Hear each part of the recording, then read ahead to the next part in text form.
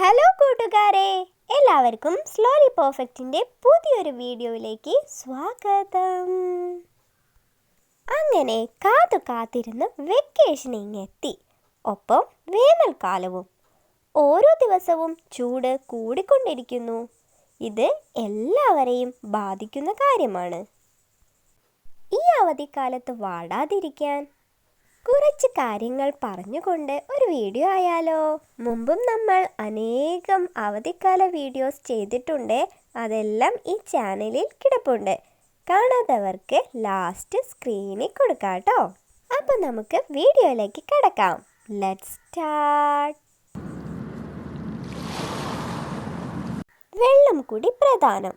ദാഹം തോന്നുന്നില്ലെങ്കിലും പതിവായി വെള്ളം കുടിക്കുക. ദിവസവും 8-10 ഗ്ലാസ് വെള്ളമെങ്കിലും കുടിച്ചിരിക്കണം. നിർജ്ജലീകരണം മൂലം നഷ്ടപ്പെടുന്ന ലവണങ്ങൾക്ക് പകരം കരിക്കിൻ വെള്ളം, മോര് അല്ലെങ്കിൽ ORS ലായനി എന്നിവ കുടിക്കുക. കാപ്പി, പഞ്ചസാര പാനീയങ്ങൾ എന്നിവ നിർജ്ജലീകരണം വർദ്ധിപ്പിക്കുന്നതിനാൽ ഒഴിവാക്കുക.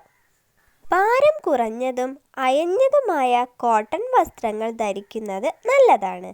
ഇത് വായുസഞ്ചാരം അനുവദിക്കുന്നു. സിന്തറ്റിക് തുണിത്തരങ്ങൾ ഒഴിവാക്കുക.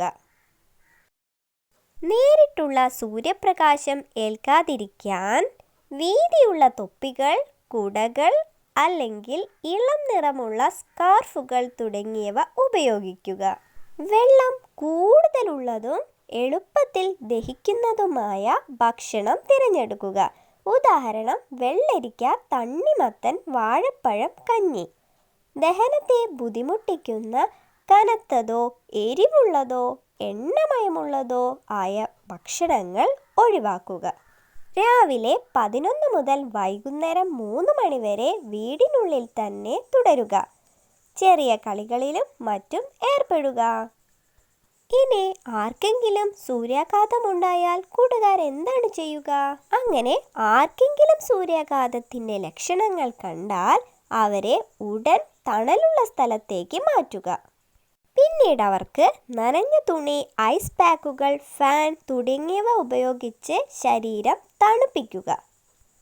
ബോധാവസ്ഥയിലാണെങ്കിൽ വെള്ളമല്ലെങ്കിൽ ORS കുടിക്കാൻ നൽകുക. ഇതിനെല്ലാം ശേഷം പെട്ടെന്ന് തന്നെ അടുത്തുള്ള ആശുപത്രിയിലെത്തിച്ച് വൈദ്യസഹായം തേടുക. അപ്പോൾ ഇത്രയും കാര്യങ്ങൾ ശ്രദ്ധിച്ചുകൊണ്ട് കൂട്ടുകാരുടെ അവധിക്കാലം അടിപൊളിയാക്കുക.